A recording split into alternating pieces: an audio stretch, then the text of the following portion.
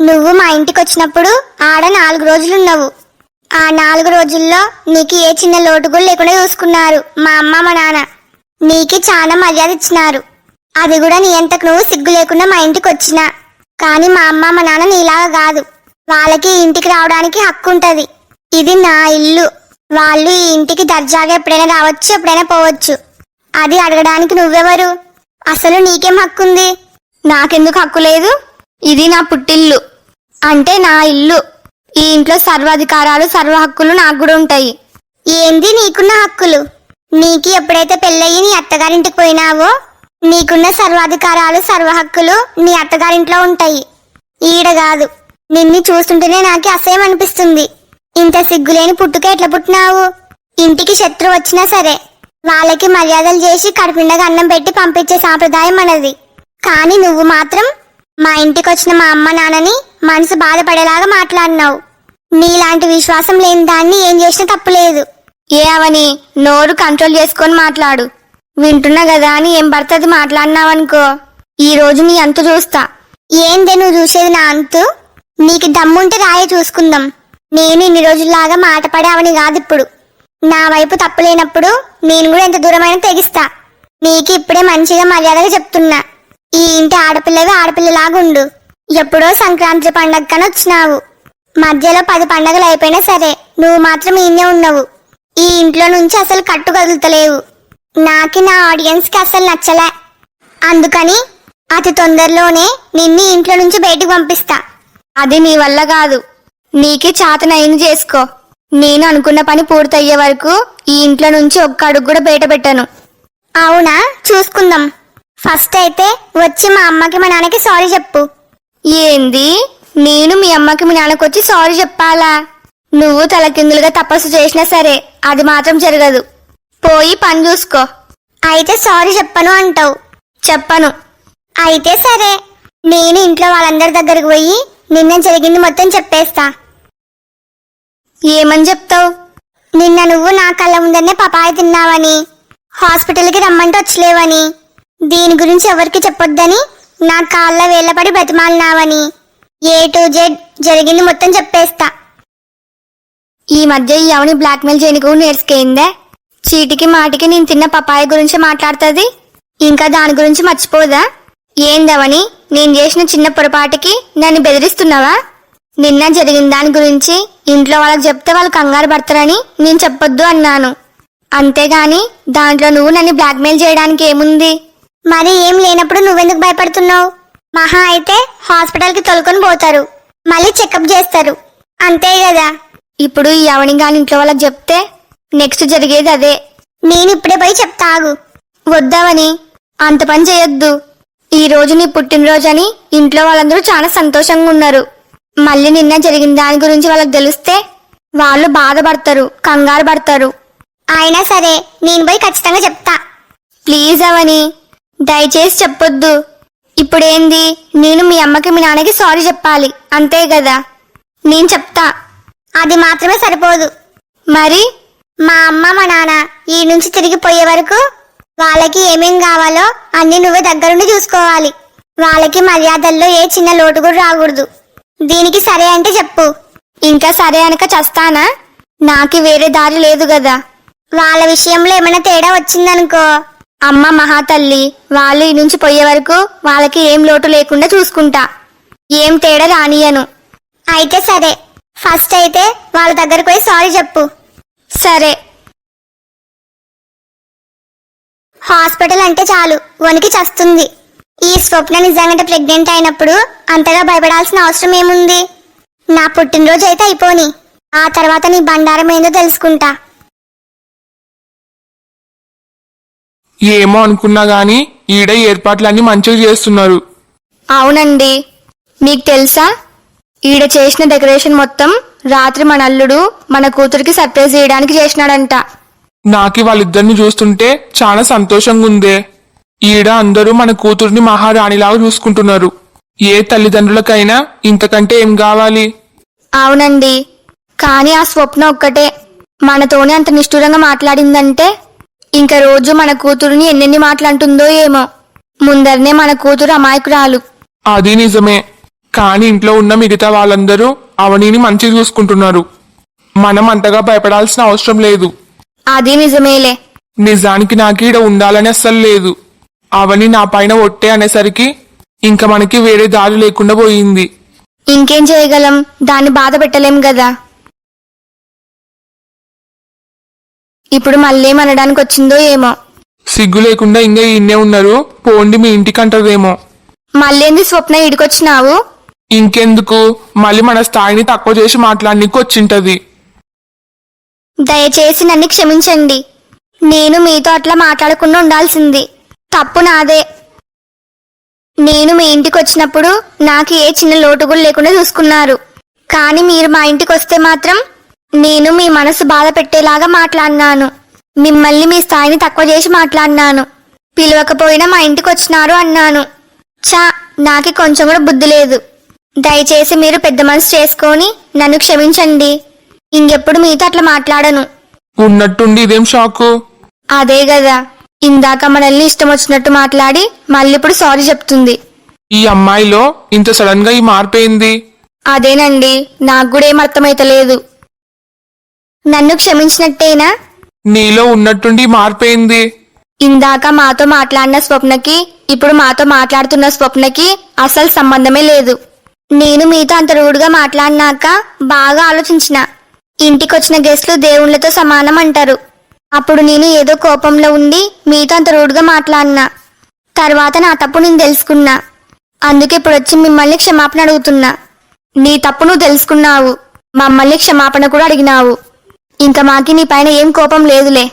నిజంగా నిజంగా నువ్వు ఏదో కోపంలో ఉండి మాట్లాడినా అంటున్నావు కదా, ఇంకా మేమేం అనుకోము. అమ్మయ్యా, థ్యాంక్స్ అండి, నన్ను అర్థం చేసుకున్నారు. ఇప్పటి నుంచి మీకు ఏమన్నా కావాలంటే నాకు చెప్పండి. మీరు ఈ నుంచి తిరిగి పోయే వరకు మీకు మర్యాదల్లో ఏ లోటు లేకుండా చూసుకుంటా. సరేనా? సరే అమ్మా. ఆగండి, మీకోసం జ్యూస్ తీసుకొని వస్తా. నేను వేసుకున్న ప్లాన్ మొత్తం రివర్స్ అయింది. నేను ఎవరినైతే అవమానించాలి అనుకున్నానో వాళ్ళకి తిరిగి మర్యాదలు చేయాల్సి వస్తుంది. చా, నాకిప్పుడు చాలా ప్రశాంతంగా ఉంది. అవునండి, జరిగింది మొత్తం నేను అవనికి చెప్పిన. నాకు తెలిసి ఈ స్వప్నలో ఇంత సడన్ గా మార్పు రావడానికి కారణం ఖచ్చితంగా అవనీనే అయ్యింటది. మీరు తొందరగా కంప్లీట్ చేయాలి, మనకి ఇంకా ఎక్కువ టైం లేదు. సరే సార్. పింకీ, ఆ ఫ్లవర్స్ ఇంకా సైడ్కు రావాలి. Okay sir. ఎంతవరకు వచ్చింది? ఈవినింగ్ లోపు మొత్తం అయిపోతుంది.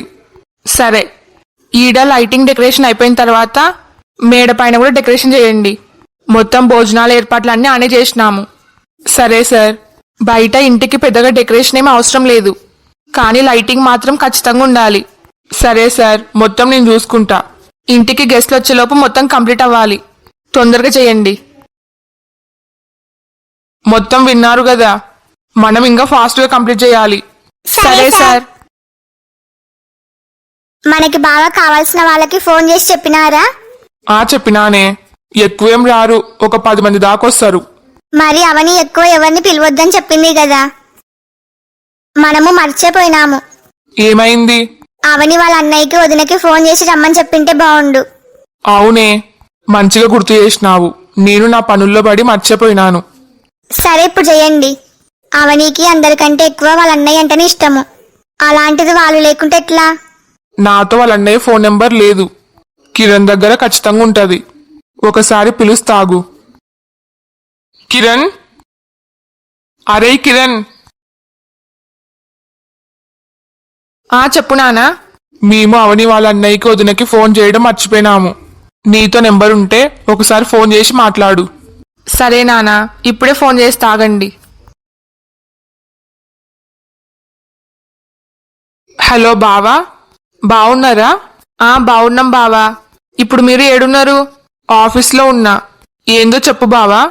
మరేం లేదు బావా, ఈరోజు మీ చెల్లెల్ది పుట్టినరోజు కదా, సాయంత్రానికి ఒక చిన్న పార్టీ ఇస్తున్నాం. ఎలాగో అత్తయ్య మామయ్య వచ్చినారు, నువ్వు అక్క కూడా వస్తే బాగుంటది. మధ్యలో మేమెందుకులే బావా, ఆల్రెడీ అమ్మ నాన్న వచ్చినారు కదా. అట్లంటే ఎట్లా బావా, నీకు కూడా తెలుసు కదా, నీ చెల్లెలికి అందరికంటే ఎక్కువ నువ్వంటేనే ఇష్టము. అలాంటిది నువ్వే రాకపోతే ఎట్లా? తప్పదా? తప్పదు, ఖచ్చితంగా రావాల్సిందే. సరే బావా, సాయంత్రంలోపు వస్తాంలే. సరే. ఏమన్నాడు? ఇంకేమంటాడు, సాయంత్రంలోపు వస్తామన్నాడు. మంచిది. మరి సాయంత్రానికి వచ్చిన వాళ్ళందరికీ భోజనాల సంగతి ఏంది? నాన్న క్యాటరింగ్ చెప్దామన్నాడు. నేను వాళ్ళకి ఇందాకే ఫోన్ చేసిన. వెజ్ నాన్ వెజ్ కలిపి కనీసం 12 వెరైటీలు కావాలని చెప్పిన. మంచి పని చేసినావులే. కనీసం అందరూ కలిసి 50 మంది అయినా వస్తారు. ఫుడ్ మిగిలిన పర్లేదు గాని ఎవరికి సాలకు రాకూడదు. అవునరా, అందరూ తృప్తిగా తినిపోవాలి. సరే అమ్మా, మొత్తం నేను చూసుకుంటాలే. ఇంకా మనకి ఎక్కువ టైం లేదు. నువ్వు అత్తయ్య స్వప్న కలిసి తొందరగా అవనిని రెడీ చేయండి. సరేరా. హలో రాకేష్. మామ చెప్పు. ఈరోజు అవని బర్త్డే అని నీకు నిన్ననే చెప్పినా కదా. అవును, ఈరోజు సాయంత్రానికి ఇంట్లో సెలబ్రేషన్ ఉంది. ఈడ చాలా పనులు కూడా ఉన్నాయి. నువ్వు వెంటనే రఘుని దొలుకొని ఇడికిరా. సరేరా. అయితే స్వప్న దెబ్బకి దారిలోకి వచ్చిందన్నమాట. అవునే, నేను ఏదో కోపంలో ఉండి మాట్లాడినాను, నన్ను క్షమించండి అనింది. నాకే అప్పుడే అర్థమైంది నువ్వే ఆ స్వప్నకి వార్నింగ్ ఇచ్చింటావని. నేను అనుకున్నదే నిజమన్నమాట. ఇంక నువ్వు దాని గురించి వదిలేయమ్మా. ఆ స్వప్న ఇంకోసారి మీ జోలికి రాదులే. అవని. అత్తయ్య, ఇందాకే నా కొడుకు మీ అన్నయ్యకి ఫోన్ చేసి మాట్లాడినాడు. మీ అన్నయ్య వదిన సాయంత్రంలోపు వస్తారు. నిజమా అత్తయ్య? మా అన్నయ్య కూడా వస్తున్నాడంటే నాకు మస్తు సంతోషంగా ఉంది. సరే గాని నువ్వు ఇంకా తొందరగా రెడీ కావాలి. మనకింకా టైం ఎక్కువ లేదు. అవునే, ఇంకా 2 గంటలుంటే అందరూ వస్తారు. అంతలోపు నువ్వు రెడీ కావాలి. అసలేంది మీరు? నేనేమన్నా పెళ్లి కూతురు అనుకుంటున్నారా? నేనెంతసేపు రెడీ అయితా? ఇంకా 2 గంటల టైం ఉంది కదా. కొంచెం ముందే రెడీ అయితే ఏం కాదులే. అవునమ్మా, నా కొడుకు కూడా ఫస్ట్ నిన్ను రెడీ చేయమని చెప్పినాడు. ఆయనైతే మరీను నిన్నటి నుంచి చూస్తున్నా. ఆయన బాగా ఎగ్జైట్ అవుతున్నాడు. నీ పైన అల్లుడికి అంత ప్రేమ మరి. అవని, ఇంతకి నువ్వు ఏ చీర కట్టుకుంటున్నావు? నాతో ఇప్పుడు 2 శారీస్ ఉన్నాయి అత్తయ్య. ఒకటి ఆయన తెచ్చినాడు, ఇంకోటి మా అమ్మ తెచ్చింది. ఎలాగో నేను ఇప్పుడు కట్టుకున్న చీర ఆయన తెచ్చినదే కదా, అందుకని ఇప్పుడు మా అమ్మ తెచ్చిన చీర కట్టుకుంటా. సరే అవని, నీ ఇష్టం. ఇంకా మీరిద్దరు బయటికోండి, నేను రెడీ అయితా గాని. మేం రెడీ చేస్తాం లేనే. ఏం అవసరం లేదు, నేనొక్కదాన్ని రెడీ అయితా. నాకు అంతగా ఏమన్నా హెల్ప్ కావాలంటే అప్పుడు పిలుస్తా. సరే అమ్మా. నిజంగా నేను ఈ రోజు ఎంత సంతోషంగా ఉన్నానో మాటలో చెప్పలేను. దీనికి అంత కారణం ఆయననే. అమ్మ తెచ్చిన పింక్ శారీ నాకు బాగా నచ్చింది. అబ్బా, ఈ డెకరేషన్ ఎంత బాగుందే. చూడడానికి 2 కళ్ళు సరిపోతలేవు. ఇది మరీ ఓవర్గా లేదా? అవని ఇంకా ఏమన్నా చిన్నపిల్ల అనుకుంటున్నారా ఇంత గ్రాండ్ గా సెలబ్రేట్ చేయడానికి? మీరంతా అవని కోసం ఇట్లా చేయడం నాకు అస్సలు నచ్చలే. నీకే అవనిని చూసి కుళ్ళే, అందుకు ఇదంతా జీర్ణించుకోలేకపోతున్నావు. నాకేమి కుళ్ళు కాదు, అనవసరంగా ఇంత డబ్బు ఖర్చు చేయడం ఎందుకు అని. అబ్బచ్చా, ఖర్చుల గురించి పొదుపు చేయడం గురించి నువ్వే చెప్పాలి మరి. చా, నీతో మాట్లాడి వేస్ట్. అమ్మా ఏంది, మీరింగా ఇన్నే ఉన్నారు? అవనిని రెడీ చేసేది అయిపోయిందే? లేదురా, అవని నేనే రెడీ అయితా అని చెప్పింది. ఎవరి హెల్ప్ అవసరం లేదు అని చెప్పింది. నేను అవని కోసమని చాలా కాస్ట్లీ శారీ తీసుకున్నా.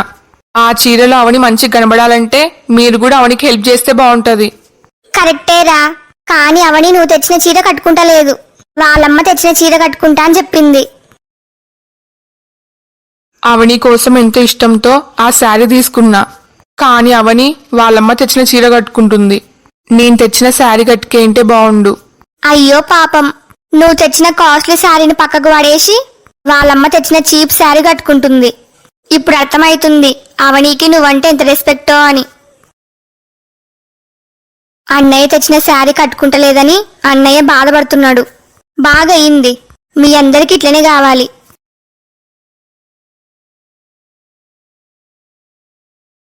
ఇంకెంతసేపు? అందరొచ్చే టైం అయింది. అవని ఇంకా రెడీ అయ్యలేదా? ఇందాక నేను పిలిస్తే వస్తున్నా అని చెప్పింది. అవని, ఇంకెంతసేపు? అత్తయ్య వస్తున్నా. ఏవండి, నేను మీరు తెచ్చిన శారీని కట్టుకున్నా. హలో ఫ్రెండ్స్ అందరికి, నా గెటప్ చూసి భయపడొద్దు. అవని బర్త్డే కదా, అందుకు నేను కూడా రెడీ అయినా. ఈ వీడియో మీకు నచ్చిందా? నచ్చితే లైక్ చేయడం మాత్రం మర్చిపోవద్దు. అట్లనే ఈ వీడియోని మీ ఫ్యామిలీ అండ్ ఫ్రెండ్స్ కి షేర్ చేయండి. ఈ స్టోరీ యొక్క రాబోయే మిగతా పార్ట్స్ కోసం మా ఛానల్ ని ఇప్పుడే సబ్స్క్రైబ్ చేసుకోండి.